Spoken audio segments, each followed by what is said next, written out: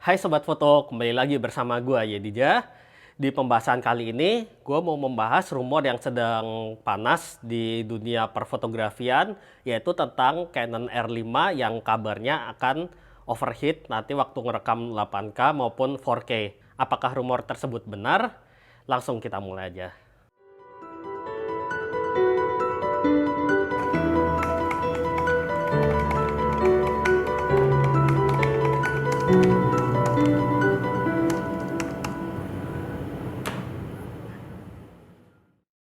Nah, jadi rumor ini dimulai sejak sebelumnya ada warning page dari Canon yang mengatakan kalau Canon R5 ini akan overheat setelah merekam dalam beberapa waktu dalam resolusi 4K maupun 8K. Ini aku akan tampilkan di layar.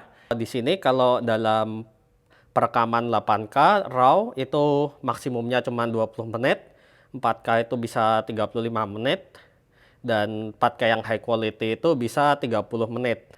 Terus habis itu untuk recovering time-nya setelah overheat, jadi kalau overheat itu harus ditunggu dulu supaya kamera bisa merekam lagi. Itu kalau yang 8K itu selama 10 menit atau 20 menit, dan yang 4K itu selama 10 menit. Jadi aku mau bahas di sini kenapa hal ini sebenarnya bukan suatu masalah, dan sebenarnya ini bukan suatu hal yang harus kita perdebatkan sekarang. Ada 3 alasan. Yang pertama yaitu belum ada actual unit yang direview oleh orang-orang yang selama ini dikatakan oleh para reviewer dan hands-on yang memang mereka lagi pertama kali memegang kameranya, itu kan mereka memegang sampel unitnya. Jadi itu masih sampel unit yang beta. Kalau kita melihat dari videonya Peter McKinnon, itu dia sudah memegang kameranya bahkan sejak bulan April. Berarti kan dari Canon sendiri sudah membagikan sampel produk yang which is itu untuk softwarenya juga masih beta dan masih mengalami improve, sehingga nanti waktu keluar unit finalnya itu baru kita bisa merasakan gimana softwarenya dan overheat isunya itu seperti apa. Jadi yang pertama itu belum ada orang yang beneran mereview, dan semuanya itu baru katanya atau maybe, dan ya itu hanya sebuah asumsi dulu. Jadi kita tidak bisa menyimpulkan di saat ini. Perkara nanti akan overheat atau apa, nanti kita akan tunggu aja kalau orang-orang luar yang sudah memegang kameranya, atau misalkan nanti aku kebetulan bisa mendapatkan sampel kameranya, nanti aku bisa langsung review ke kalian. Terus yang kedua, kalau memang beneran overheat, itu kemungkinannya itu ada dan sangat-sangat ada. Gue akan jelaskan kenapa. Kalau kita lihat nih kompetitornya, kalau R5 ini akan disandingkan kalau misalkan dengan brand Sony, meskipun belum keluar kameranya, tapi rumornya itu A7S3 itu akan memiliki spesifikasi yang mungkin tidak akan kalah sama Canon R5 ini, dan dia akan memiliki kipas. Jadi kipas itu berfungsi buat mendinginkan internal yang ada dalam kamera tersebut. Terus kalau kita lihat dari brand Lumix itu ada S1H, itu kamera yang dikhususkan juga untuk video. Itu juga dengan bodinya yang besar, dia memiliki kipas yang ada di dalamnya untuk merekam video tersebut. Nah, disinilah menurut aku yang membedakan Canon dengan brand yang Sony tersebut dan brand Lumix. Kalau kita lihat nih, kayak brand Sony. Sony itu kan di flagshipnya itu punya 3 seri kan, A7, A7R, dan A7S. Nah, A7 ini kan kayak kamera all around lah, bisa foto, bisa video. Kalau A7R itu kamera yang dikhususkan untuk foto, meskipun buat video juga masih bisa, tapi lebih fokus buat foto. Dan A7S itu buat video, meskipun buat foto bisa, tapi biasanya megapikselnya itu kecil seperti itu. Jadi dia punya diversifikasi produknya, foto, video, dan all around. Nah, sama seperti Lumix. Lumix dalam versi full frame-nya itu kan dia punya S1 itu all around, S1R itu untuk high megapixel berarti untuk fotografi, dan S1H itu untuk perfilman. Nah, disinilah menurut aku yang Canon itu dia memiliki lini yang berbeda guys. Kalau Canon itu sekarang ya, dia kan mengeluarkan seri R5 dan R6. R5 yang dikhususkan untuk foto dan video. Jadi mungkin ini bisa disandingkan dengan S1 atau Sony yang seri A7-nya aja seperti itu. A7 biasa ya, bukan R atau S ya. Jadi ini kamera all around buat foto dan video. Nah, aku mau memberikan sedikit argumen di sini.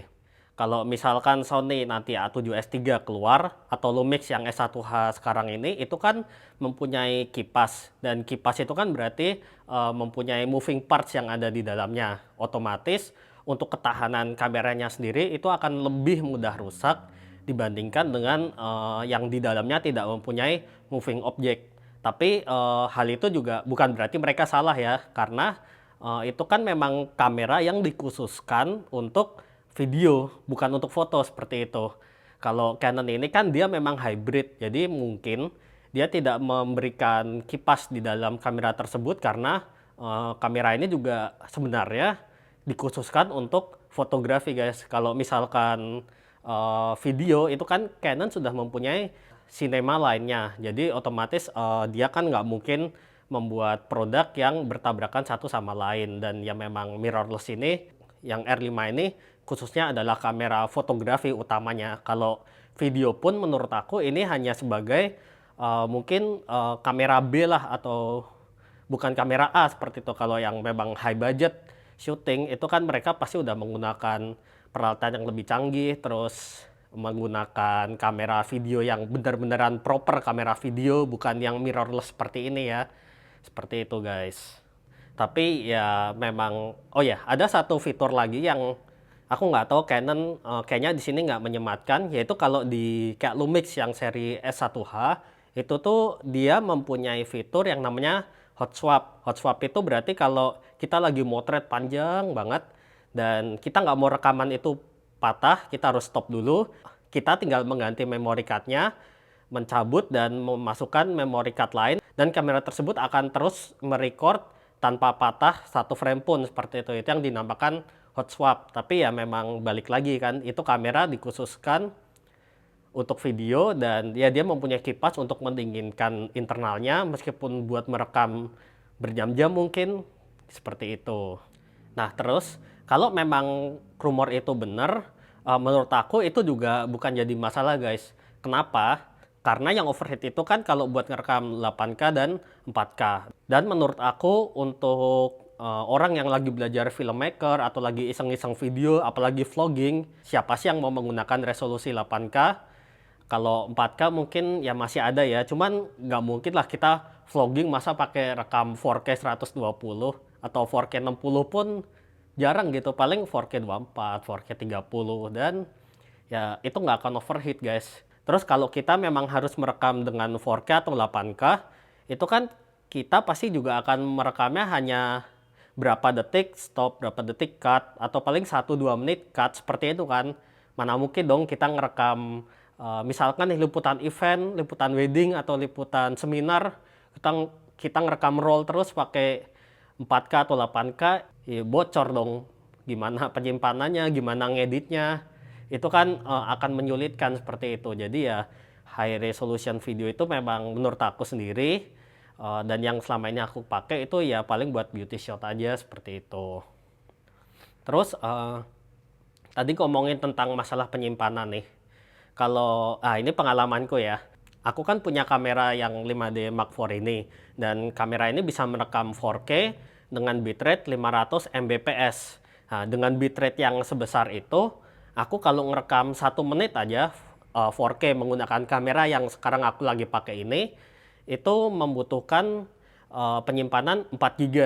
Jadi kalian bayangkan aja, kalau kemarin juga aku udah tulis bitrate-nya R5 yang 8K RAW itu mempunyai bitrate 2600. Itu berarti 5 kali lebih besar dari 4K yang kamera 5D Mark IV ini. Berarti kalau aku merekam 1 menit 8K RAW, itu media penyimpanan yang dibutuhkan adalah 20 GB kurang lebih. Dan siapa sih yang mau menyimpan file segede itu ya, kecuali big production ya. Dan ya itu kan seperti balik ke yang pertama tadi, paling ngerekam juga berapa detik, berapa menit, jadi itu bukan masalah.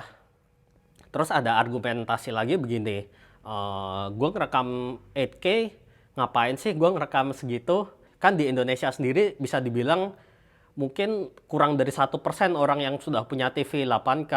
Bahkan TV 4K pun tidak semua orang punya. Jadi ngapain gue resolusi gede-gede?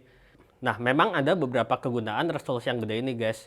Kalau yang aku bahas secara overall aja, kalau aku sendiri nih, misalkan aku ngerekam 4K, aku biasanya output endingnya itu akan aku turunkan ke 1080p. Kalau aku ngerekam 8K, gue belum pernah ngerekam 8K sih, tapi kalau ngerekam 8K pun pasti resolusi akhirnya akan diturunkan ke 4K. Karena memang resolusi yang besar itu memungkinkan kita untuk mengcrop bagian video tersebut dan masih tajam, guys, seperti itu. Terus kita untuk memainkan dynamic zoom, untuk memainkan cut-nya itu bisa lebih enak kalau pakai resolusi besar.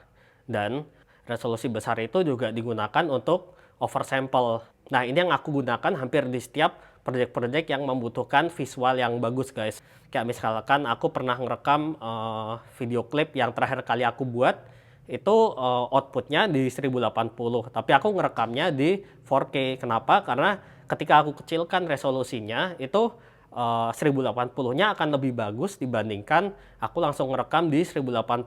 Itu yang dinamakan oversample. Makanya kalau yang di EOS R5 itu ada fitur perekaman yang namanya 4K HQ atau 4K High Quality. Kalau menurut Canon, kamera ini menggunakan full sensor readout, jadi menggunakan resolusi 8K untuk perekamannya, dan dia akan dikompres menjadi resolusi 4K. Jadi 4K-nya menjadi 4K yang lebih bagus daripada 4K yang langsung direkam di 4K gitu, seperti itu. Jadi memang dinamakan high quality kan. Nah, itu juga kegunaannya kalau kameranya memiliki video yang beresolusi besar.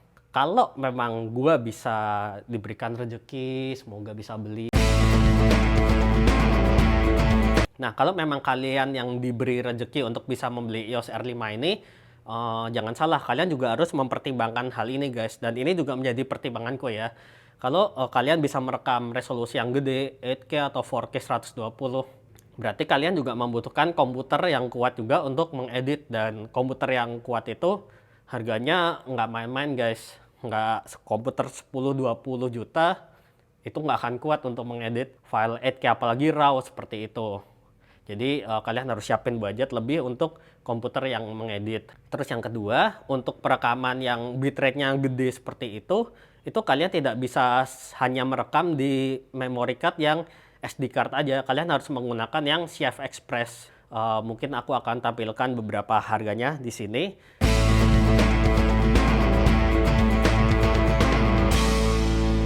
Jadi ya kalian harus siap-siap juga budget untuk beli memory cardnya selain beli komputer untuk mengedit, seperti itu, guys. Jadi untuk isu overheat ini, selain kalian harus menunggu review beneran dari produk yang sudah nggak beta lagi, ya ini sebenarnya overheat yang bukan masalah sih. Kalau memang kalian beneran profesional sih, aku kira kalian nggak akan menggunakan kamera R5 ini sebagai main kamera sih. Pasti kalian menggunakan ARRI mungkin atau RedCam itu sebagai main kamera, dan ya ini mungkin sebagai big cam lah, seperti itu. Terus yang nomor 3, karena ini kamera yang dikhususkan juga mungkin 60-70% lah, 70% buat foto. Jadi isu overheat itu bukan hal yang masalah, guys, karena buat foto nggak akan overheat juga kamera ini. Dan 45 megapiksel udah lebih dari cukup sih buat kebutuhan sehari-hari. Bahkan kalau sehari-hari mungkin kalian harus pilih yang lebih kecil lagi. Bahkan kalau untuk sehari-hari mungkin kalian lebih baik memilih yang R6 aja, karena 20 megapiksel pun itu udah lebih dari cukup untuk liputan, untuk ya apapun lah, seperti itu. Cuman sayangnya sih kalau dibandingin sama kompetitor, kamera R5 ini dia tidak mempunyai fitur untuk memotret dengan high megapiksel. Kalau kayak yang A7R4 itu kan 60 megapiksel, dan dia bisa mempunyai fitur untuk memotret sampai 240 megapiksel dengan menggunakan teknologi sensor shift. Sama seperti S1 itu juga bisa memotret sampai dengan ratusan megapiksel seperti itu dengan menggunakan fitur teknologi sensor shift ini. Oke, jadi sekian dulu, itu adalah argumen aku. Kalian boleh setuju, boleh enggak. Kalau memang kalian nggak setuju, kalian bisa tulis komentar di bawah. Dan semoga aku bisa dapat review unitnya nanti. Kalau memang aku bisa dapat review unitnya nanti, aku akan share ke kalian pengalamannya menggunakan Canon R5 atau R6 ini. Jadi sekian dulu, jangan lupa tadi komen, berantem di bawah boleh, terus share juga supaya informasi ini bisa didengar banyak orang, like dan jangan lupa subscribe, dan sampai ketemu di video selanjutnya. Dadah.